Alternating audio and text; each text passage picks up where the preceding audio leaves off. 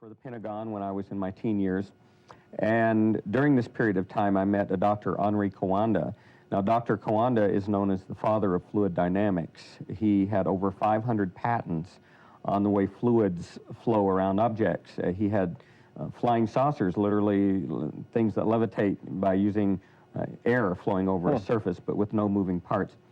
And he built the world's first snowmaking machine that turns liquid water into ice by passing it through a special nozzle that he developed. And so he was 80 when I met him, and I was 17. We were working at a Pentagon think tank, and he had a birthday party. And at the birthday party, I said, I hope I'm as healthy and as strong as you are when I'm 80 years old. And Dr. Coanda said, Patrick, when you're 80 years old, we'll talk about it.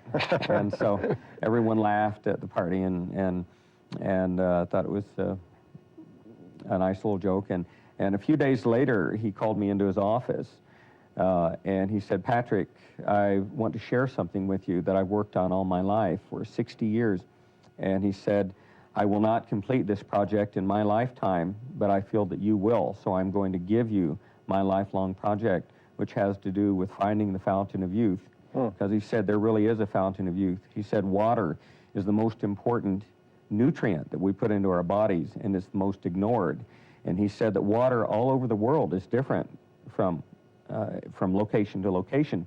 And so he began to give me his research on water. And basically he said that the best water in the entire world was found in a place called Hunza, up north of Pakistan.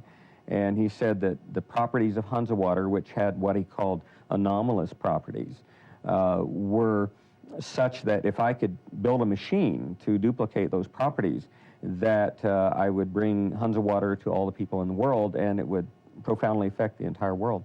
And so he gave me his research, and I began my lifelong quest for Hunza water, for the properties of it. And so I began researching water, and I tested every kind of energy field that you can imagine, trying to change ordinary water into Hunza water.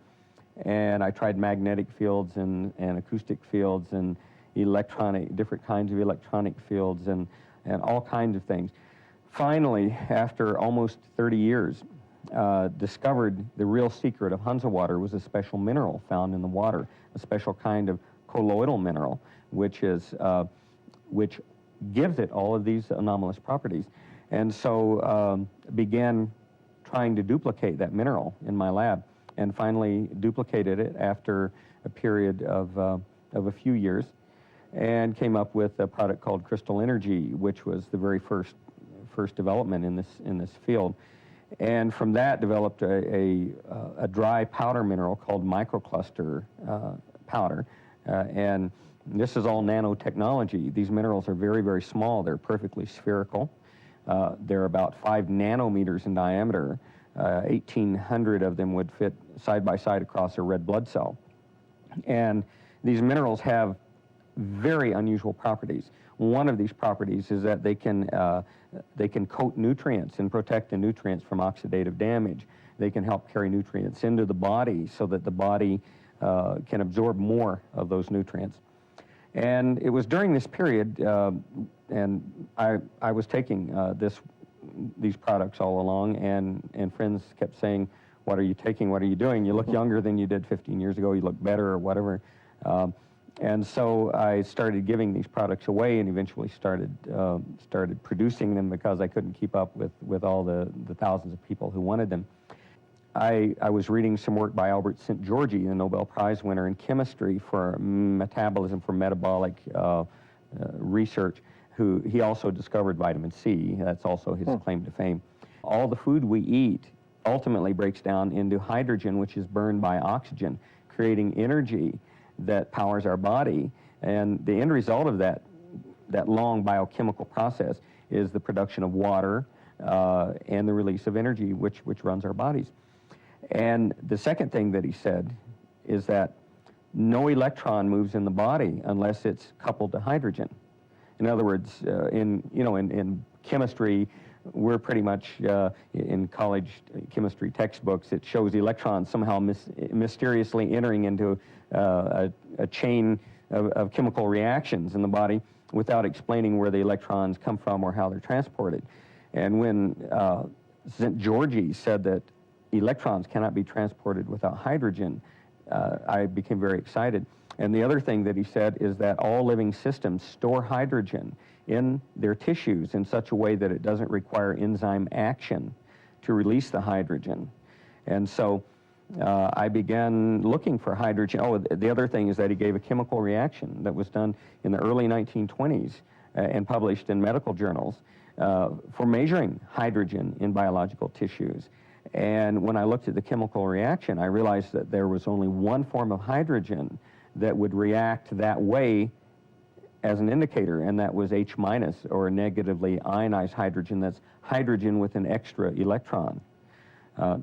And so I then developed a number of instruments for measuring hydrogen, something called photon detachment. I used the chemical test that Albert St. Georgi used, and also redox meter, similar to what you've seen so far, that meter that Dr. Higgins has shown you. And eventually found that all living fluids of every living organism, every fluid from any living organism is loaded with negatively ionized hydrogen. And for example, if you take an organic orange that's fresh off the tree and you measure the hydrogen, it has a tremendous amount of negative ionized hydrogen. But if you let the orange sit around in your kitchen for a week or so and measure it again, it's lost a lot of its hydrogen. And also when we cook food, all the hydrogen is gone completely. It disappears. And so I realized that there was a missing ingredient no one had ever talked about in food, which is H-, negatively ionized hydrogen. And I realized that I had made some kind of a discovery of something in fresh food that has been missed. So the strange thing is that I had a sample of Hunza water that was nearly 40 years old that I'd been researching all those years. And I went back to my sealed bottle. I had it was flame sealed in a tube so that it would maintain its properties.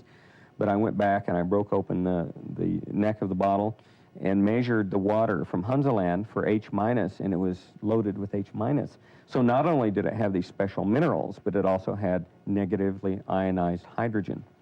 So then I began this research developing an H- generator, and I pumped this H- hydrogen into water and then started drinking it. And the energy that I got was so profound, it was unbelievable. I was sleeping an hour or two a night and had the most energy I'd ever had, feeling wonderful. And I thought with the other products that I was feeling so great, I didn't think anything could get better. And so I started shipping friends some of this water. Now, the bad thing about the water is that it wasn't stable. It would only last for, a couple of days, and then you had to replenish it. But friends, I'd ship 5-gallon buckets to friends by FedEx, and they'd drink water, and they'd say, "What is this? I have the most energy I've ever had." And so then I began trying to figure out how to get this out so that other people could get it into their bodies, and discovered that if I took microcluster powder, the original minerals that I had duplicated from Hunza land, if I took that powder and I reacted it with H-, negatively ionized hydrogen, we generally call it silica hydride, but it's a compound that releases negatively ionized hydrogen when it's diluted in water and is very, very stable as long as it's dry. And so we then gave some out to a few hundred people to try out. And the reports that came back were so unbelievably miraculous. I had no idea that we'd get the reports back. And we are all very deficient in H-. We are all suffering from free radical damage because we have so many assaults on our bodies every single day. It's been estimated that we come into contact with 3 million various assaults on our bodies from bacteria, fungus, mold spores, virus, and so forth every single day of our lives. And so our biological terrain, if it's off a little bit, one of those things may dig in and begin. By the way, every single organism, every single pathogen that gets in the body, the first thing it does, and I don't know what the mechanism is, but the first thing it does is cause you to dump all your H- in your urine. And the result is that you become more deficient. In other words, when you get a cold or or a fungal infection or a yeast infection or something like that, your body begins losing even more H minus. And so by supplementing it, we were able to return the biological terrain back to something that is more beneficial to the body and less beneficial for the pathogen.